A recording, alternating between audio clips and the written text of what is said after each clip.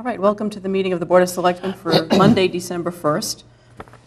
The first item is to confirm our future meeting dates. We tentatively had a meeting scheduled for December 8th, but I understand we have to change that date. So what about the 10th or the 11th? It suits Which is us. a Wednesday or a Thursday? Yeah, Okay. What, didn't you send a Monday out as a, and that we can't do that one? You scheduled that at your last meeting, Monday, December 8th, because Tuesday, December 9th is the Conservation Commission meeting. Oh, okay, okay. But now there's a conflict for Monday, December 8th. So what, let's see. So the 10th or the 11th? The 11th, or we could go into the following week. I could do the 11th. The 10th is the Curry College neighborhood meeting. I know. I'd like to attend that. Yeah. Okay, the 11th. The Or we could 11th is the do Thursday? Monday, the 15th, if that, 15th is good too. I'm free either one of those nights. Should we try for the 11th?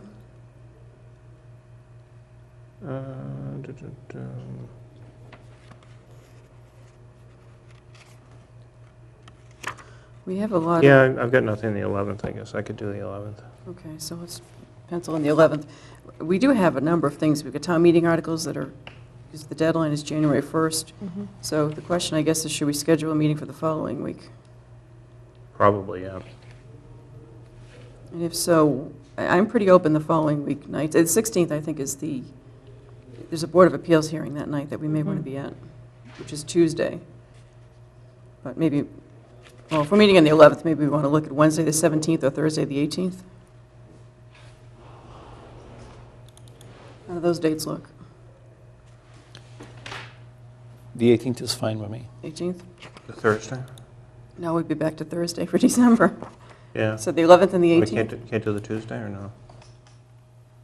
Well, it's the next Board of Appeals hearing on the 131 Elliott Street 40B. Okay.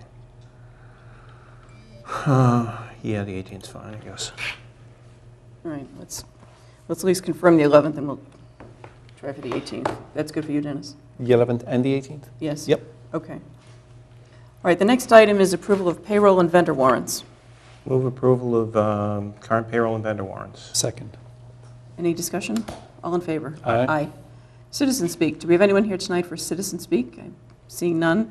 We will go on. The next item was a meeting with the Board of Assessors regarding the tax rate setting, but I believe their meeting is still going on, so we'll move on to the next item, which is the FY15 Fire Department Education Incentive.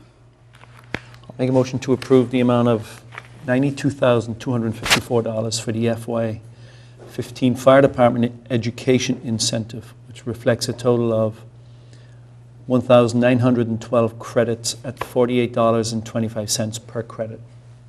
Second. Any discussion? All in favor? Aye. Aye. Okay, while we're waiting for the Board of Assessors, why don't we move on to budgets? And we can start with the first budget, is the Fire Department budget. And Chief Jack Brandt is here. So, Chief, if you'd like to come up and discuss your budget with us. Hi, Chief. Good evening. Good evening. Good, how you doing? Very good. Well, thanks for being here tonight, Chief. We wanted to get all the budgets on tonight so that we could get as many of them as possible downstairs to the Warrant Committee for to start off their budget season for them. So we have your request. We have as you know, a level dollar request. We have a level service budget, and we have, again, this is a Warrant Committee request, a 2% deduction budget. So each department is submitting 3 different numbers to us. And maybe you could, do you want to give us an introduction to your budget, or bring anything to our attention to start with? Where would you like to start on that? Should we start with level service? and then- Top or top to the bottom? Yeah, level service, I Let's, think. and then we'll go on to level dollar. In level service, we did put in 1 new lieutenant's position this year, which would be our training officer position. In addition to that, we looking to have it completely representative of what our needs are. We upped the overtime account to $400,000 from $300,000 where it currently sits.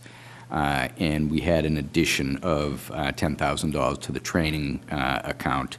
And that really, there was modest adjustments in general expenses, which came to around $5,000, and that pretty much sums it up. And the total of level service moving forward would be $5,086,371.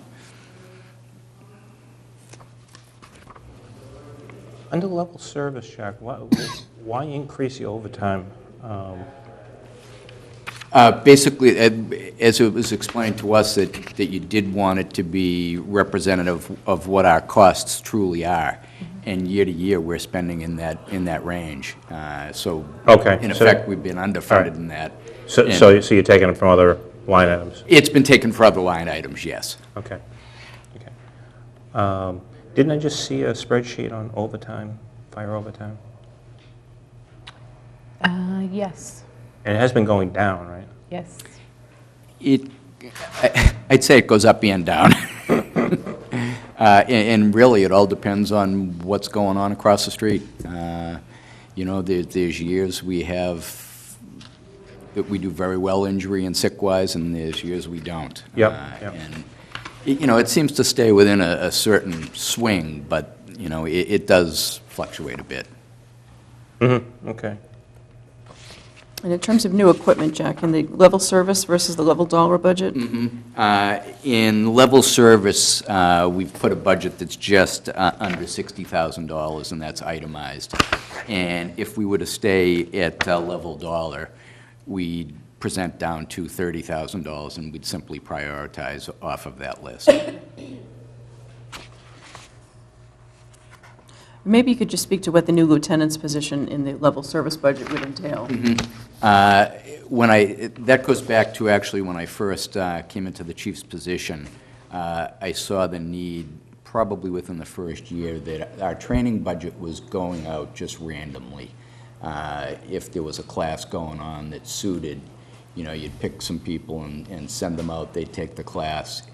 What I was finding at that point in time was that we weren't getting any value out of it. Certain individuals would go out, get the training, but there was really no mechanism for them to come back and retrain. So that money was, training a very small portion of the job. So what we did in the meantime, with this being kind of the final goal, in the meantime, we took a lieutenant's position, set forth a description of what we wanted from them, gave it a stipend, and that position still works on a group as an emergency responder. So it's limited, he's got limited access to come in day to day and oversee the training. So what tends to happen is there's no uniformity, there's no oversight of that. So this is the next logical progression to that, in which what we'd be doing would be creating a staff lieutenant's position where he worked a day shift and is actually physically here to run every training exercise, oversee it, and make sure the quality is there and make sure the uniformity is there. We're far better than we were. This will be the complete package. Okay. Any other questions or comments for the chief on the budget? Can you, Jack, can you comment on the training that Fallon Ambulance provides? Yeah, Fallon's comes over and does continuing service so that the membership can maintain their EMT status. Matter of fact, he's over there tonight. They come in, I believe, once a month. At certain times of the year, they'll come in a little bit more for you when hours are winding down and, people need to get the training under their belt. But yeah, generally once a month throughout the year, they come in and do some training with I know us. Fallon pays for that, but do you know how much it is? How much is saving the taxpayer? I wouldn't have a cost for that, to be honest with you. That'd be something they'd have to answer. Okay, Anything else for the chief? I'm good. Okay, I don't have anything either, so, chief, Great. thank you very much. Thank you for having me. We have a motion on the chief's budget. Get to it.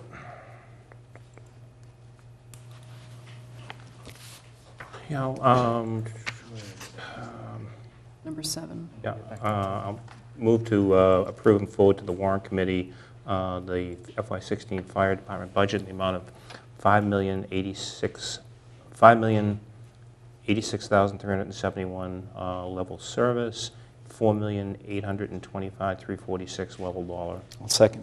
Any discussion? All in favor? Aye. Thank you, everybody. Thank you, Have a Chief. good night. Good night.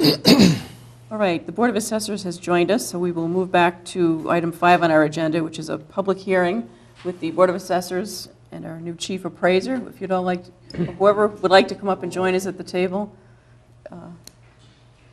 All of you, we can just pull up a couple of chairs if you all want to come up and join us. You got us all. Jim, how are you? Nice to see you too.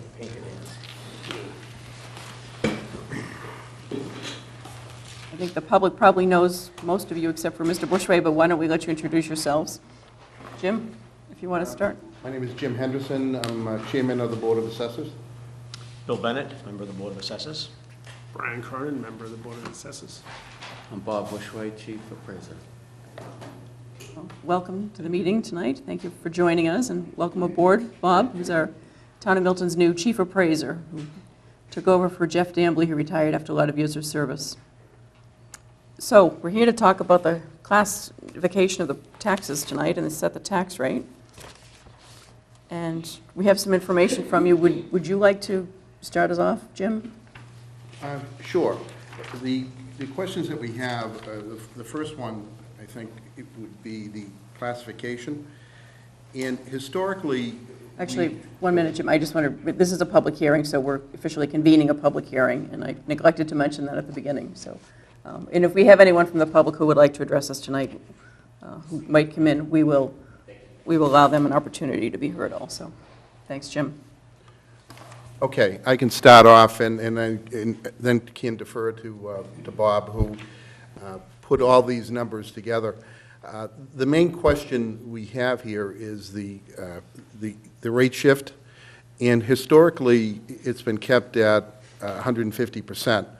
Going back to, I think, 2005, was it? Was 2006? 7 years. 7 years.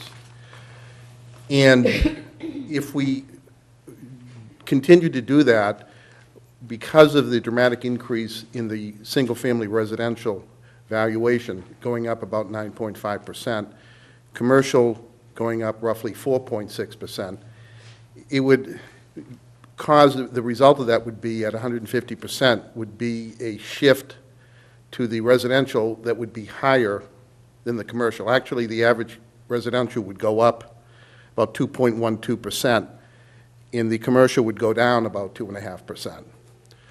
So we've discussed this as a board, and I think our recommendation is that we go to a shift of 157%. And I thought historically that it has been at 150% forever, but going back to the records, we found that in 2008 it was 1.69, 2007 1.83, 2006 1.9, and 2005 1.95.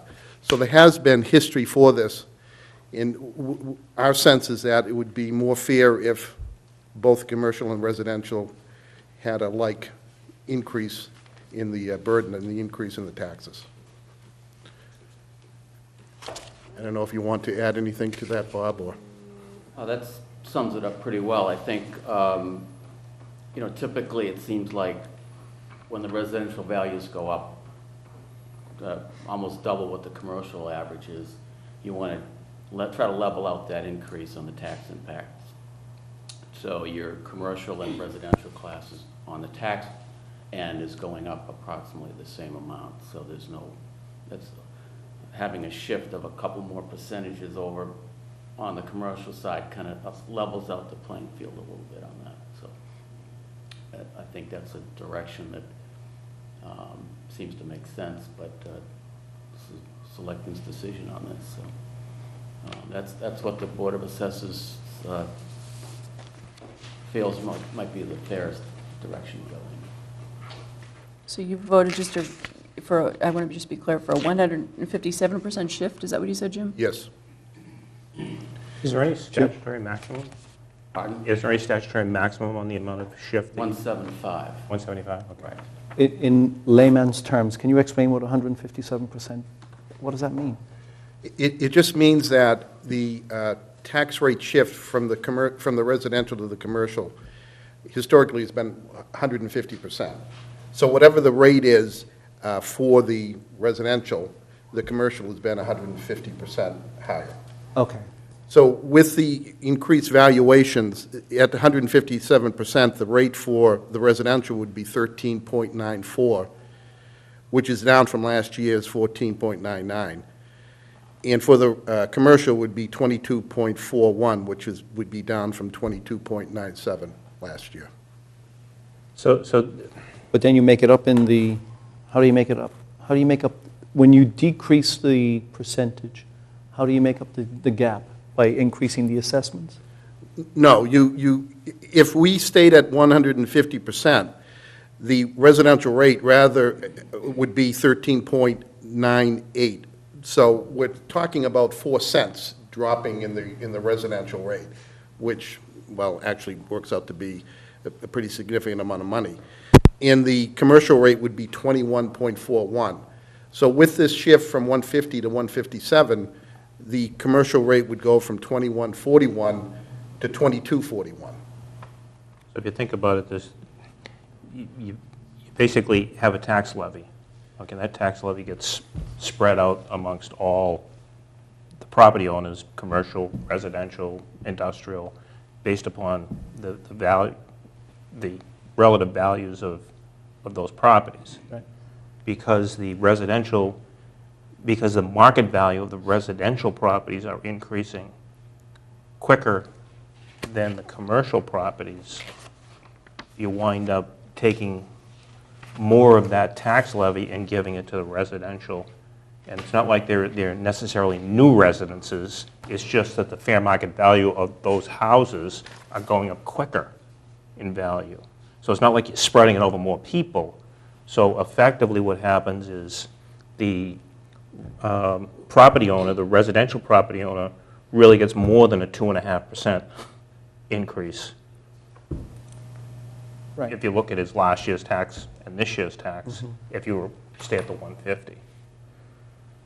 If I may, one of the slides I put together was showing the 10-year history of the average single-family assessment.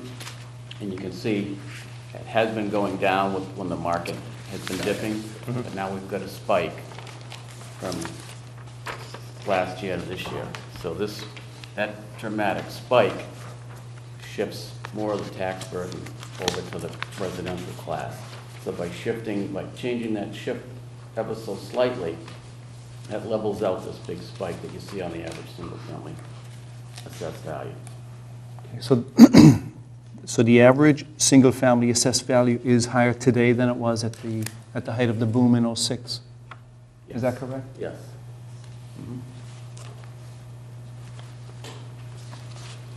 I don't know if that's good news or bad news. It's a pretty big increase from 2014. We went from the average family assessed value of 516 up to 565 this year. So it is a big jump. But 9.5%. Yeah, the values have increased that much over the past year. yeah.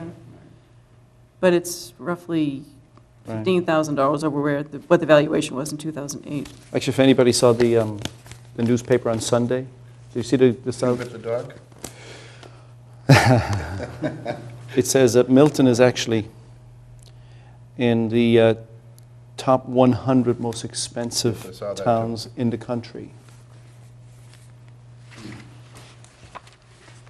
Well, the assessors gave us some additional information in the package showing that we're, I think it was 38th or 39th. The listing of the top tax bills. I think we were The 39th. Average tax. Average bill. tax bill. That was at a rate of $14.99.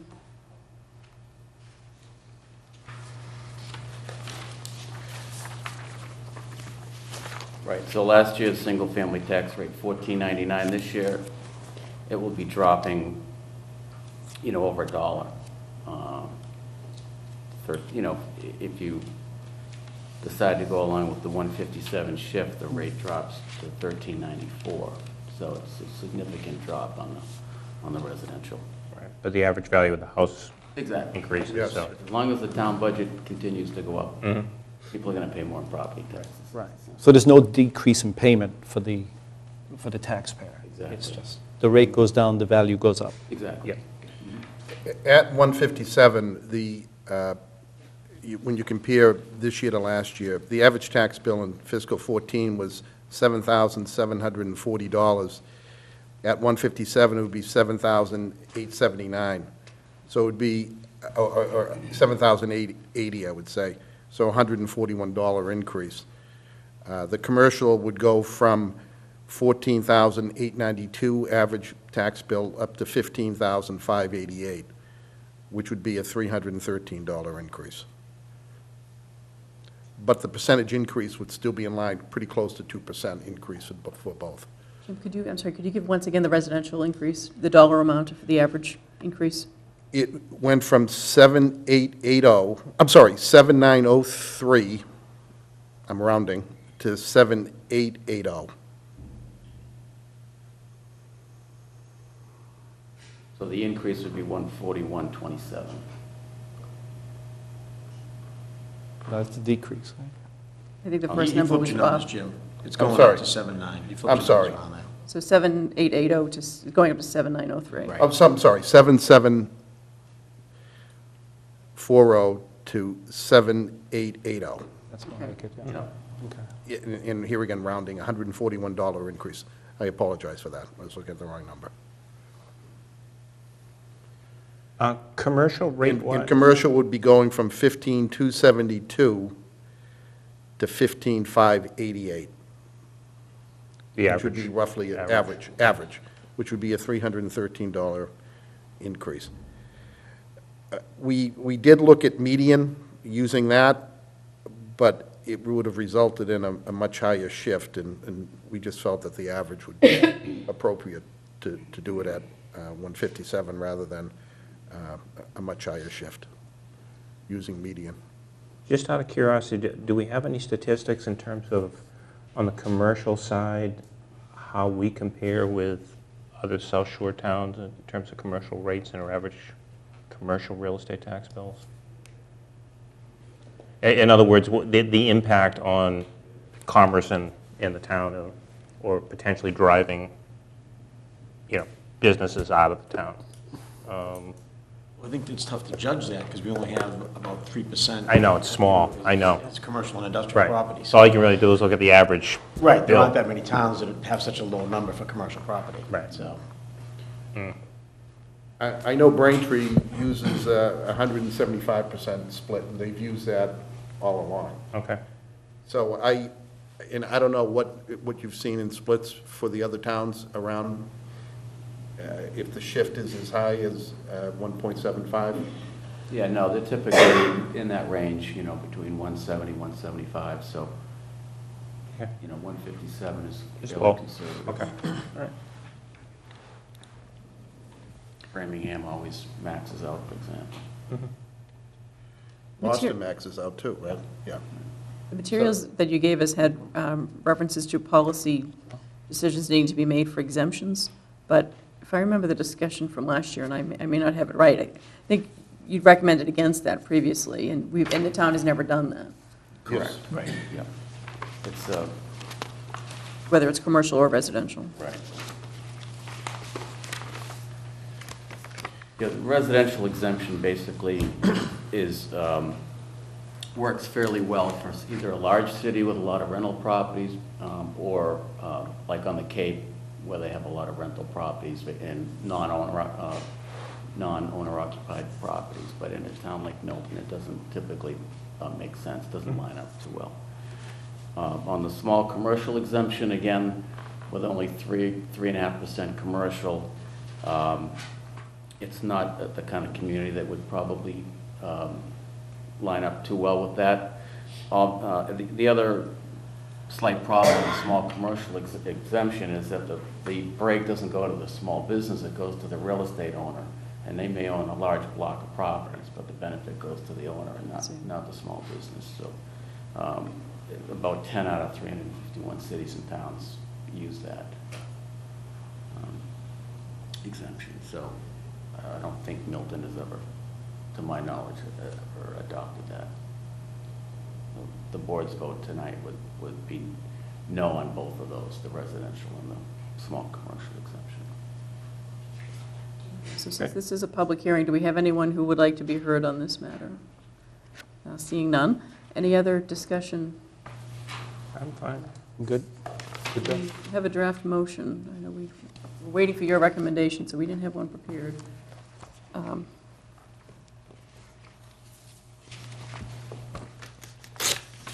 Do we need to specifically include the rates in the motion? Yes, if you go to this section here.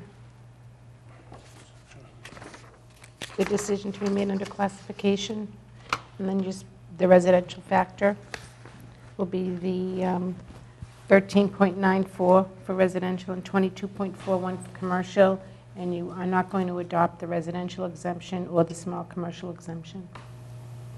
Yeah, just to get it in a motion without stumbling over ourselves is.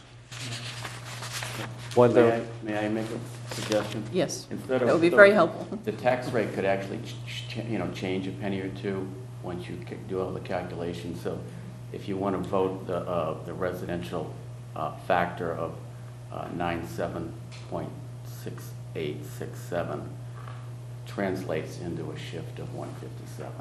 So not to confuse the issue, but typically. So what was that number again? 97.6867.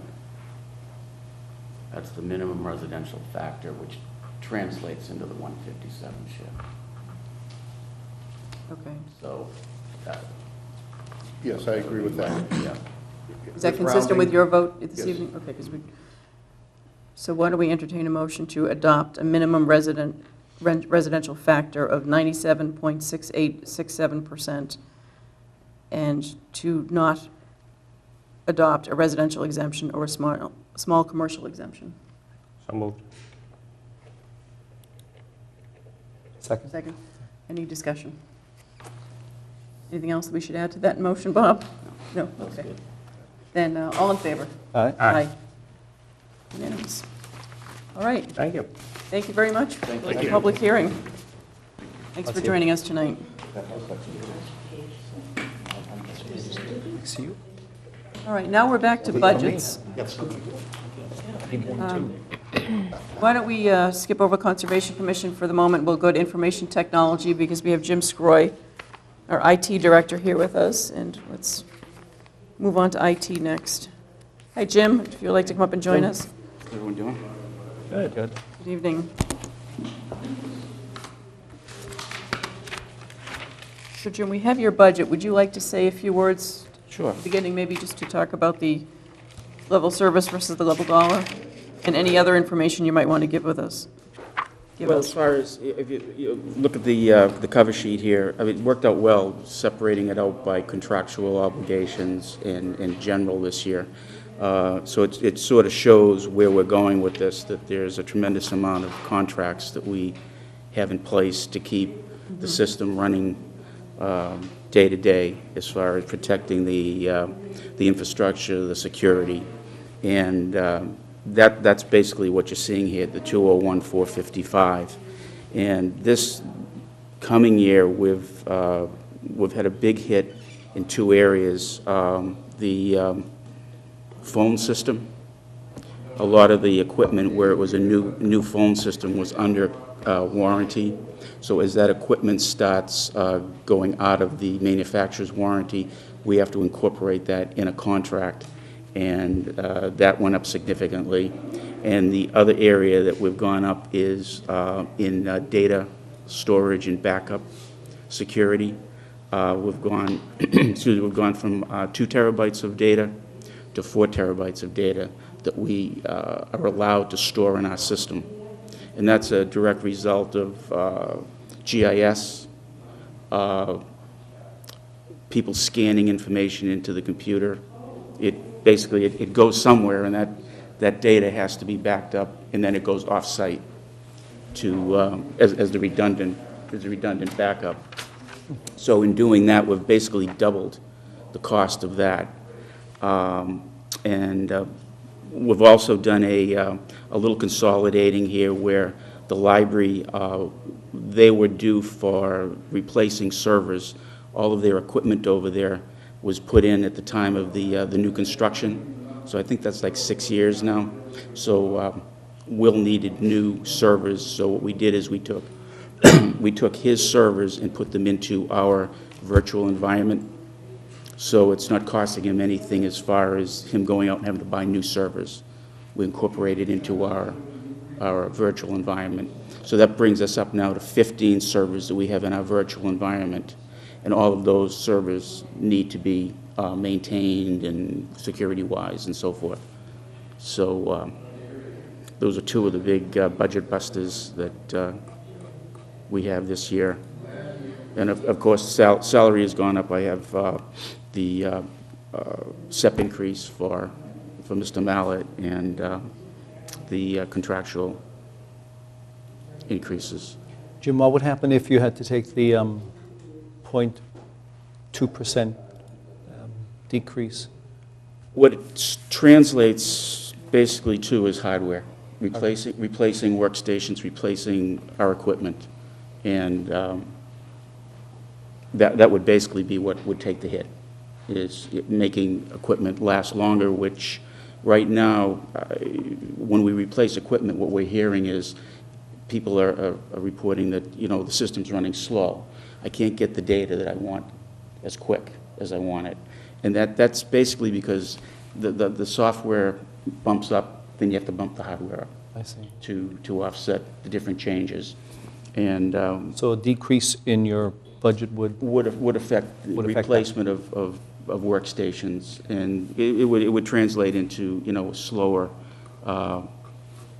as far as the employees retrieving their data, doing their daily work.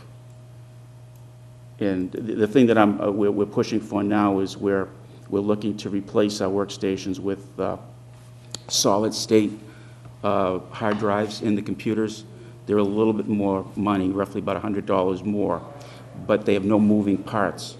The solid-state drive is like electronic. It's like a circuit board. So it's less likely to malfunction. So that's what we're trying to replace them with, and we're trying to increase the memory that all these computers have. And you know, with that, that's where we're headed. We've eliminated all the XP machines. Now we're trying to work on the first level of Windows 7s that we put into place 3-4 years ago. So that's Jim- basically, I'm sorry. Oh, no, go ahead, Pat. So that's basically what would be affected, is equipment. So Jim, your level dollar line is $408,000, which is about $50,000 over what's appropriated this year. Correct. So so even though it's level dollar, it's a higher number. It looks as though that's just because that's the contractual amount for the next year that Right. you're obligated to pay. Right. Is there anything else, or does that account for the full 50? Well, if you look on the back sheet there, the 4579 for salary and wages. So Okay. it breaks down to 46,805 Okay. for the rest of it. Okay, I thought that was in the level service, but okay. All right, so that's in both, because it's in a different line for the FY15 budget. Okay, that makes sense. I'll Any move questions? I'll move it to approve and forward to the Warrant Committee the FY16 information technology budget in the amount of $422,303, which is level service, and $408,687, which is level dollar. Second. Discussion. All in favor? Aye. Great, thank you. Thank you, Jim. On one aside here, I just wanted to let you know that we've had a company, Chambers Advisory Group, that contacted us basically a year or two ago. And what they do is they assess our phone services. And it's no cost to the town. The way they get paid is what they get in savings. They get half of it for a year. And Oh, we can get the telephone bills themselves. right, Yep. yeah, so whatever is appropriated for phone service, we don't go over that. It just stays the same.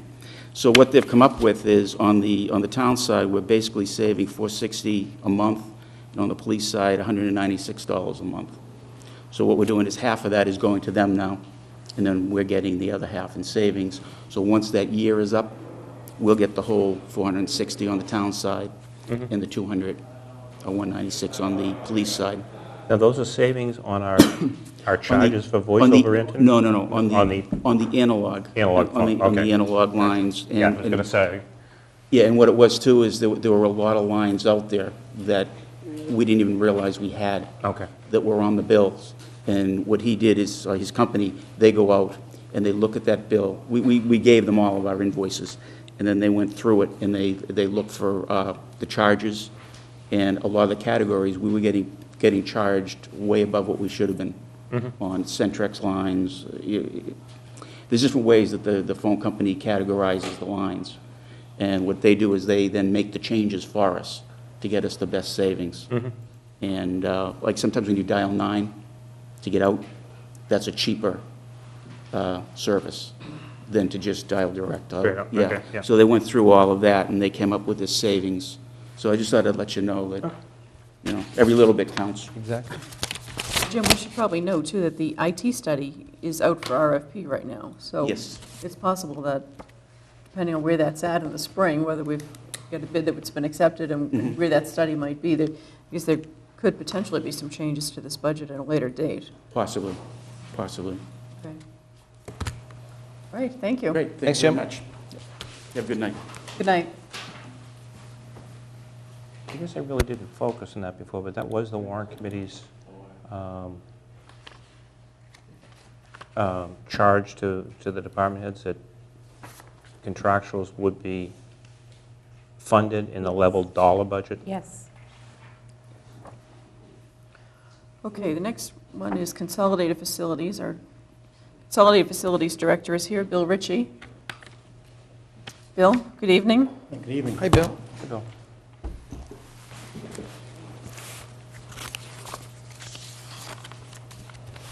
So we have your budget, your level service and level dollar request, and like the others, would you like to start us off with some kind of an introduction to the budget? Yeah, well, basically, I submitted a little narrative of where the department, how we began. You know, basically, I'm in the job now just a little over 3 years, basically, and I try to explain, you know, how big the department, as we started to grow, as we started out myself and hired an office assistant, and we finally now have like 8 staff.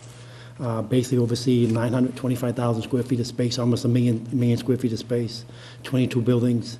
And the department's really growing now that people know that we're actually out there. Our work order system has just gone crazy. You know, we started out with 100 work orders, over 4,000, with 200 back ordered. So as people know we're there now, the workers are coming in. So it's a good thing, but it's a bad thing. Because sometimes you don't have the staff to kind of do it. You said 925,000 square feet, About 925,000 square feet. but 650 of that is the schools, right? About 680,000 square Yeah. feet is the school department, yes. But, you know, we actually, you know, so, and, you know, we get involved, we go down to the dog pound once in a while, which is not even on the square footage, because it's a small little shelter, but, you know, we spend a lot of time there. Last year, we did a new roof. We go over there, we try to kind of work on the heat. This year, we did a small little walkway, just to keep them up and running. So, you know, we do get involved, and, you know, and it's not that you're throwing, you know, good money into bad money, but it's a shelter that has to be maintained. It's, you know, unfortunately, you have to keep it safe. Yes. And then I kind of listed in my report, you know, all the things, you know, how the department grew and how, you know, how we're trying to be proactive and do preventive maintenance. And, you know, some of the effects that if we continue not to have a decent budget, then obviously some of the things are going to get kind of back ordered. But that's pretty much, you know. And I also listed in the back, you know, the Warren Committee has been very generous over the last year, you know, trying to give us extra money to fund the department, small projects. Some one-time funding you're talking about, one-time. yes. So I listed a bunch of projects. I mean, and there's many more, but I didn't want to overwhelm anyone. I could list 3,000 projects, but I wanted to pick, you know, last year they gave me $85,000. So I try to pick another budget number of some things that I wanted to do this year, which totals about $60,000 in one-time money. Because they're, you know, they're not really capitalized as a whole, but if you look at all the individual projects, they're under 10,000.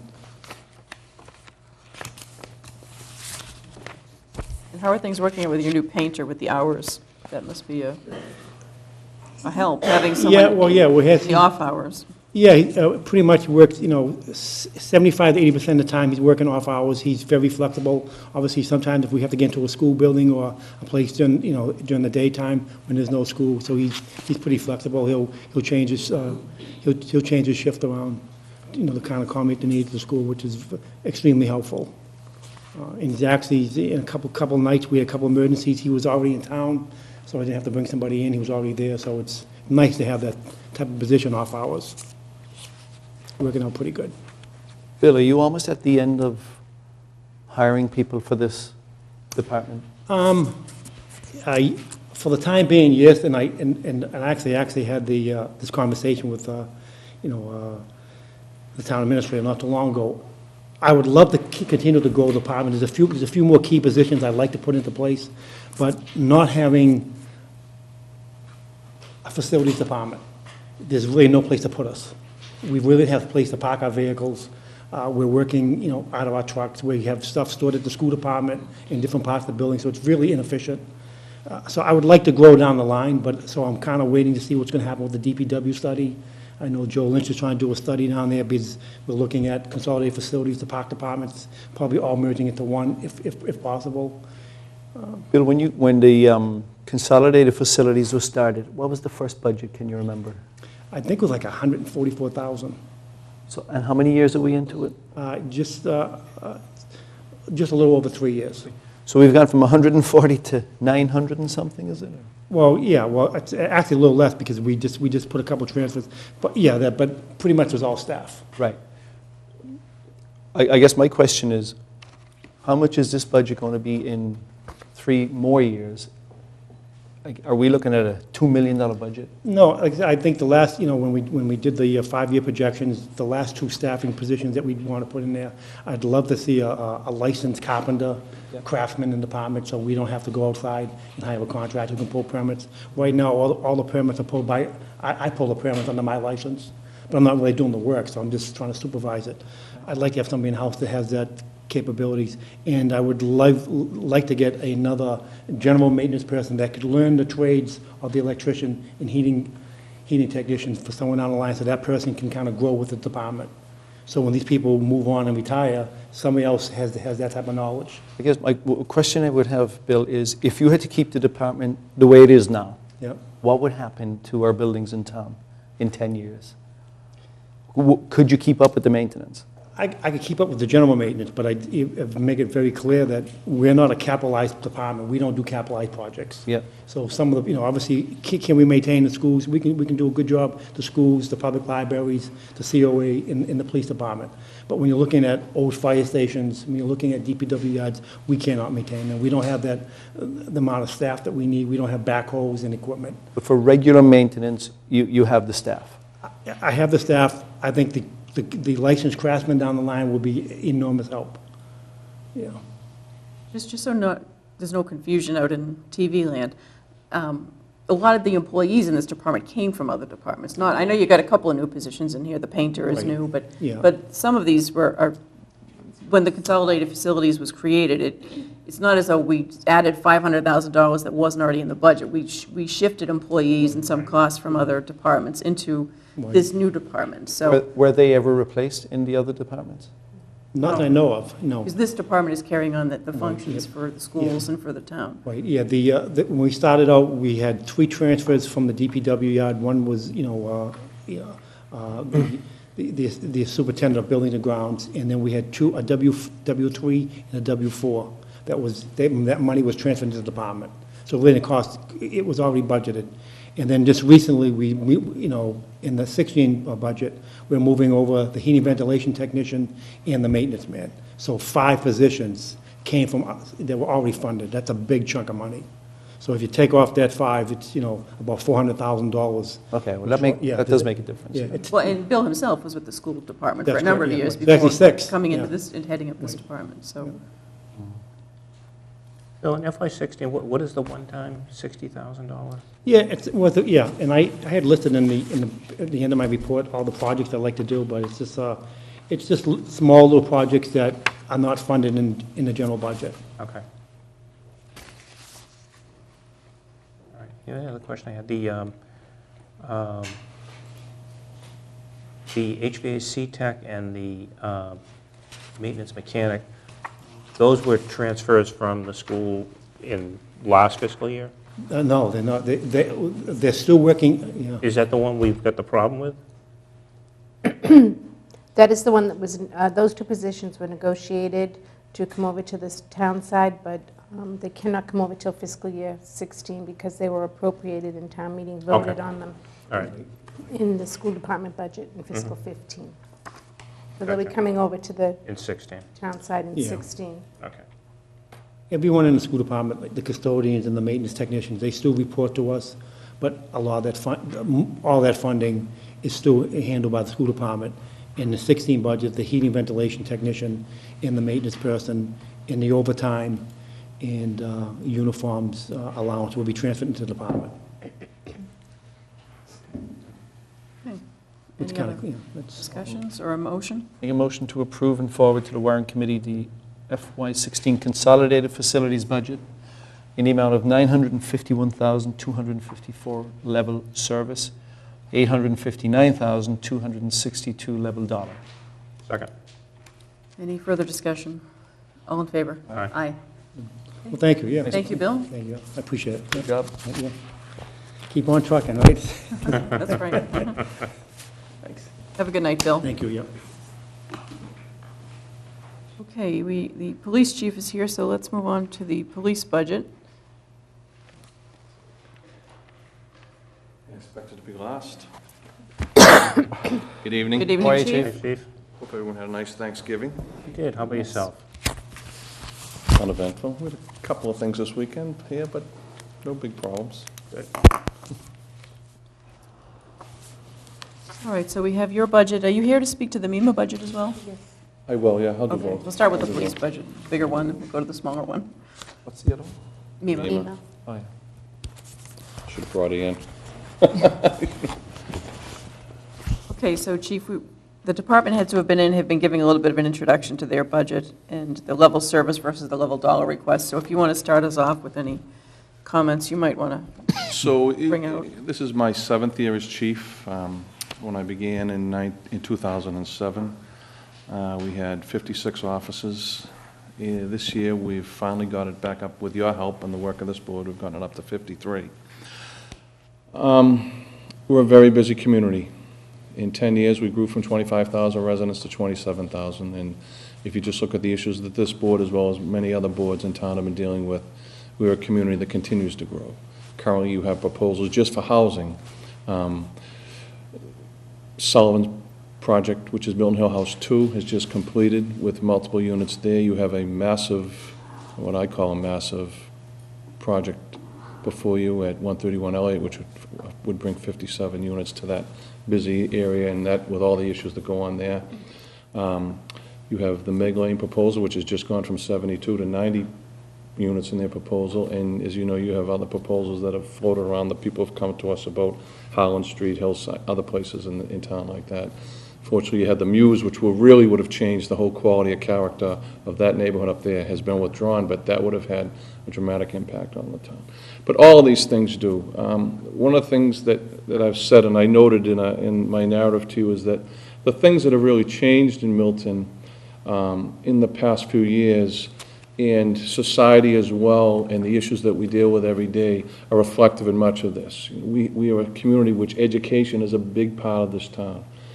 We have not only our public schools, we have 2 private high schools, Milton Academy and Fontbonne Academy. Curry College has grown into a city of its own.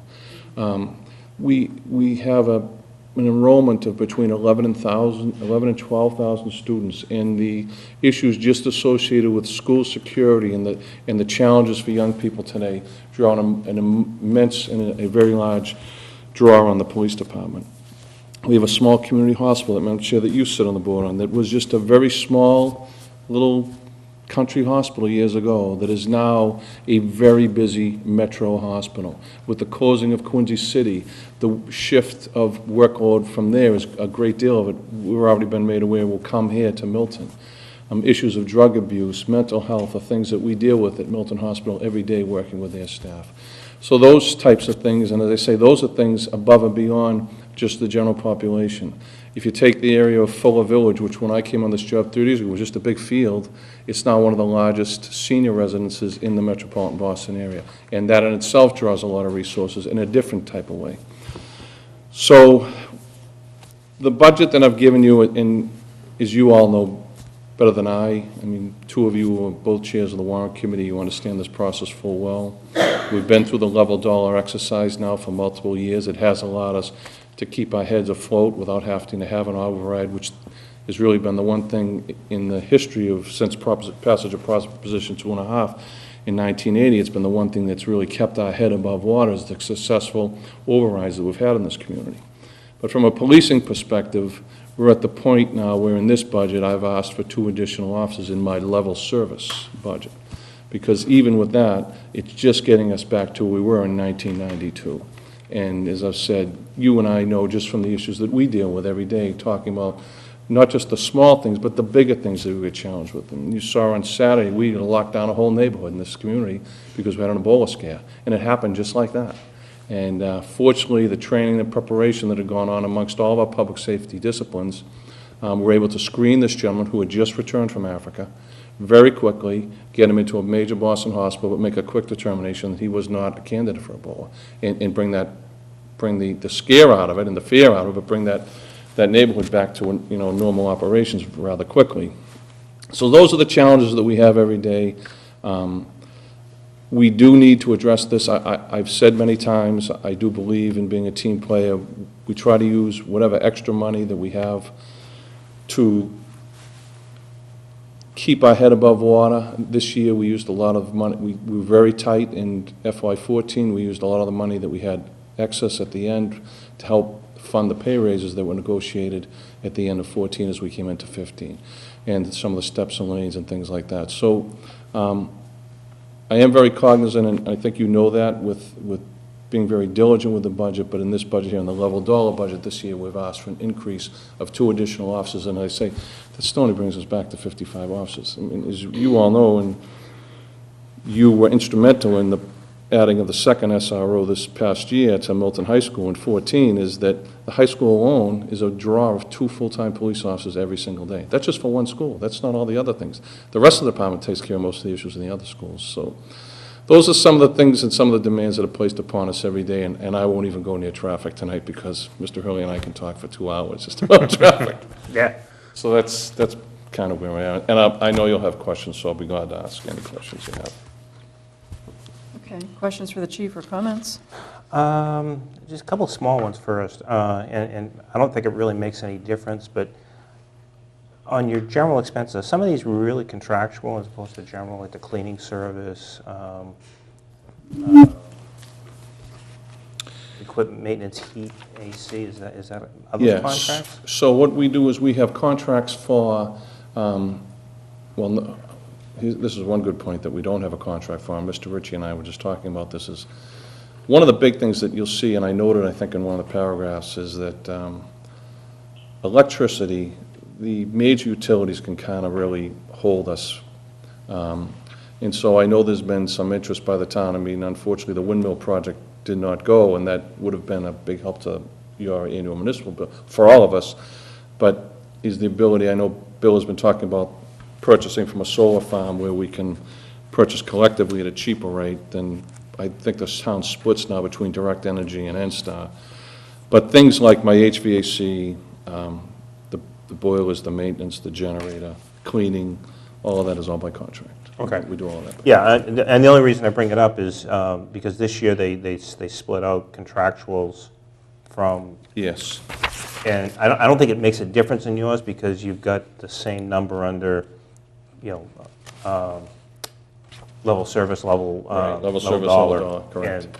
And the only time it's different is the your minus 2% one. Right. But there's a bunch of things there that probably should be moved down. I mean, it's just an exercise. But Moving, you mean from line 2 to line 3? yeah, from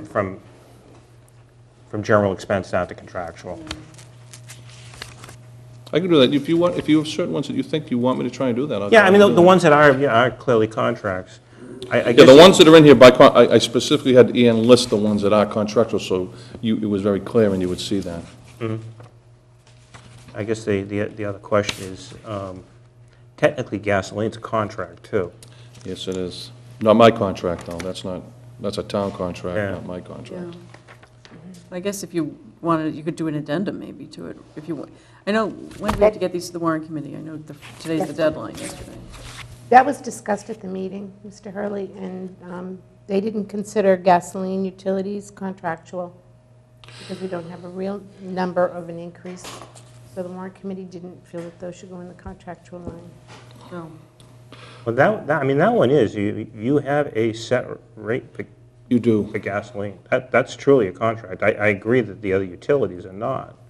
But you don't know how many times you're going to fill up in the year, so it's a Well, guesstimate. So remember, So are you looking for that to be? Unless you want to park a car, you know how many times you're going to fill up. So you suggest you'd like to have gasoline in a contractual, like an exact, I could probably do that. I might be able to do that. The only reason I didn't is because that's not my, as you know, that's a DPW town contract, and we all. Right, right. And it's almost like, the way we run it, the DPW is like Mobil or Shell, we're just buying from them. They tell you what the rate is. The difficulty is, there's no fluctuation in the rate. That's the tough. Right, it's a that's the locked-in tough- rate. Yeah, that's the locked-in rate. Yep. That's like right now, I'm not sure what it is, but the consumer is, I think, maybe doing better than we are right now, because it's just dropped so dramatically, drastically, yeah. you know. It's just, But you're right, Tom, it is the same, it's 135, right, for level dollar Yeah, versus so level service. it really doesn't make any difference, I don't No, think. and I don't think the chief was here earlier, I think the reason for that is that the warrant committee has said that They will, level dollar, they'll allow a department head to state what's contractual, so that might bump the level dollar up over what the current year's appropriation is. correct. But you have it the exact same number, so it's probably not an issue here. Yeah, that's, yeah.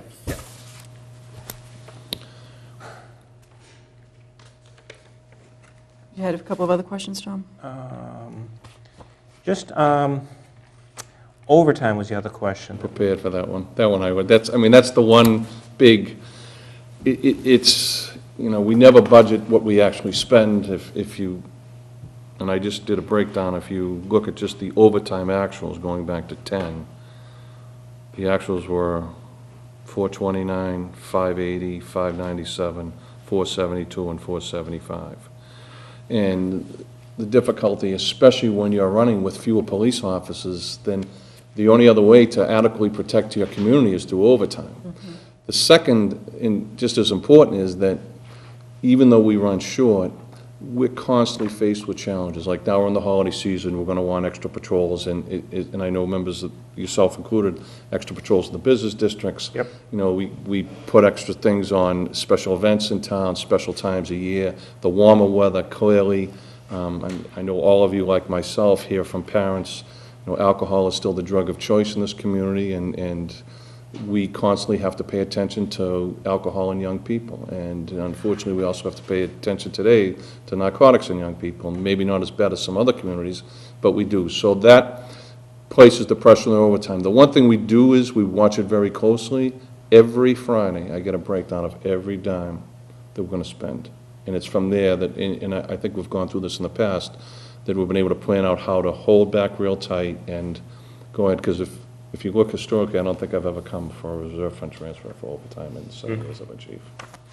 So one way or the other, pull back, whether you pull it back from training, whether you pull it back from other special, if you see the actual numbers of overtime, just take a 5-year pick, they're all way above what's budgeted in both the level dollar and the level service budget. And I don't believe in the level service I upped it any more than it was in the level dollar. No, it's the same in level It's the service same, and level it's the same. dollar, yeah. It's just, it's up though from the Yeah, year before. because the warrant committee, that was what, so in the givebacks, as you know, when, it's just that critical to our operation.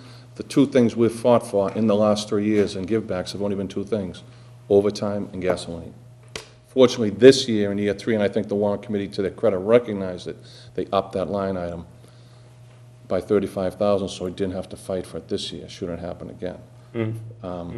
Overtime, I'm I'm not going to say I'm comfortable, but I'm fully prepared to have to fight for that every year. I'm prepared to have to do that. Then I'm not going to come in and say to give me 200,000 more, no, I just don't think that's fair to the other departments as well. Chief, on Schedule B, I think this must be one time, what's other available funds, but it looks like the DEER money fluctuates year to year, and there's one called SETB. It looks like it was available last year, but is that just a So one-time? SETB is our 911 money. That's our 911 money that we get to run 911. You pay, we use all of our 911 money to run our 911 system. Our upgrades, every single thing in that room comes out of that. That's a statewide State of Telecommunications Board. The only is we break down training and just 911 operations. So SETB is 911 money just to run the 911 operation for the community. The training aspect is to train our people, which we were required to do every single year. You know, for our cadets and our dispatchers who, as short as 7 or 8 years ago, came to work, we got them certified, and they just, went to work. They receive and are mandated to have in-service training every single year, just like our police officers. So we use those monies for both of that, to run the 911 operation and to train all the personnel that work in there. So are those funds that come in every year? Every year, yeah. Those are Oh, attached to the 25, I think it's 25 cents every time you dial 411, there's a 25-cent assessment, and that funds statewide 911 in the Commonwealth of Massachusetts. Yeah, I'm a little confused. Same question. I mean, that just shows 47,000 of expended, but no revenue and a deficit at the end. Because our money hadn't come in yet. Okay. I don't think it's a revolving fund. I don't believe the money had come in by the 31st. They're not the best in reimbursements. Okay. And I guess this isn't really a straight budget question, but a question that Tom in particular likes to talk about, but I think there is a growing need for it. But in the summer, the bicycle patrols, especially in the square, but foot patrols in the business districts, not just the square, but the Central Ave Business District is a growing business district, and Absolutely. a lot more development down that area too. So with the 2 new patrol positions, we'll see what the warrant committee says in terms of funding, but would they allow you to do some more of these foot patrols? You're seeing a lot of it. I don't think you even realize, if you notice a lot at night, well, it was a lot until Conley's fenced off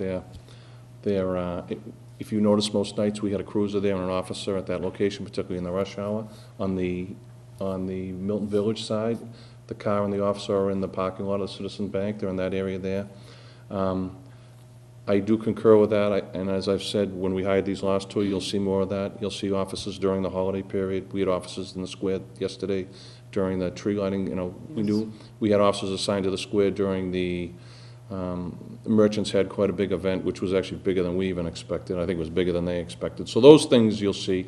You are correct, and I think that when we were at both the meeting, when we were at the Milton Arts Center on the proposal for East Milton Square, and a recent Traffic Commission meeting that we were present, and also the ZBA meeting where the Conleys made their request, where all the departments, Chief Grant and I spoke, you definitely see that Central Ave is definitely it's a busy area now. Yes. It's definitely, East Milton, I really do think that once you complete this deck project and get these additional spaces and get the lighting, the new traffic signals, I really think you're going to see a pretty big improvement there.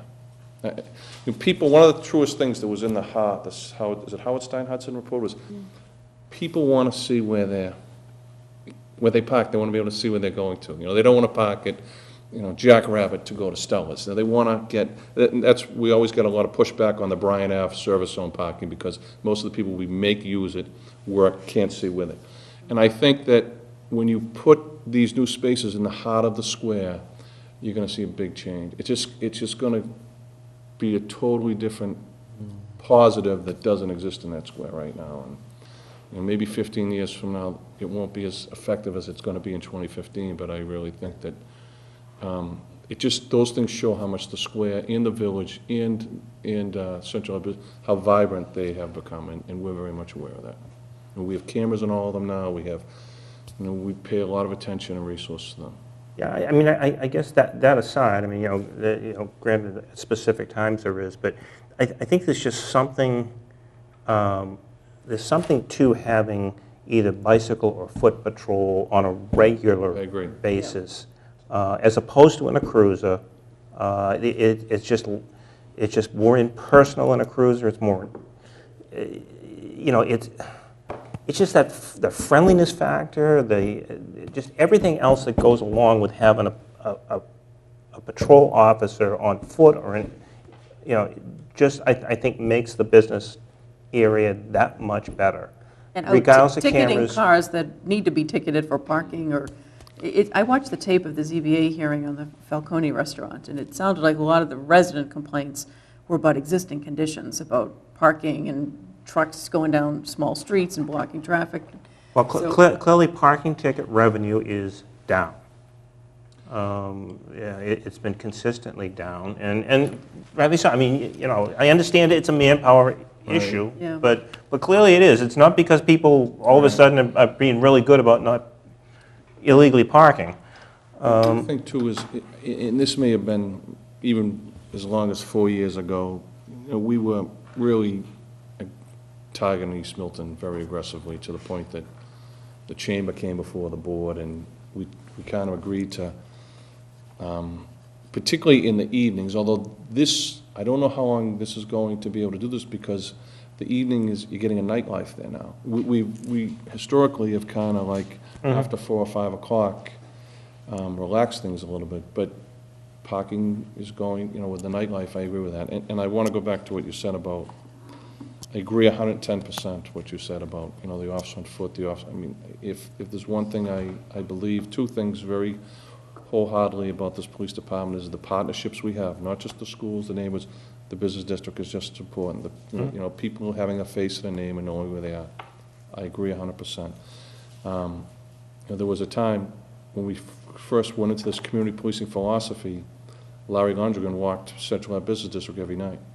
That was his, and then unfortunately, it's like you circle the wagons because you're trying to survive, but I do promise you I will work on that.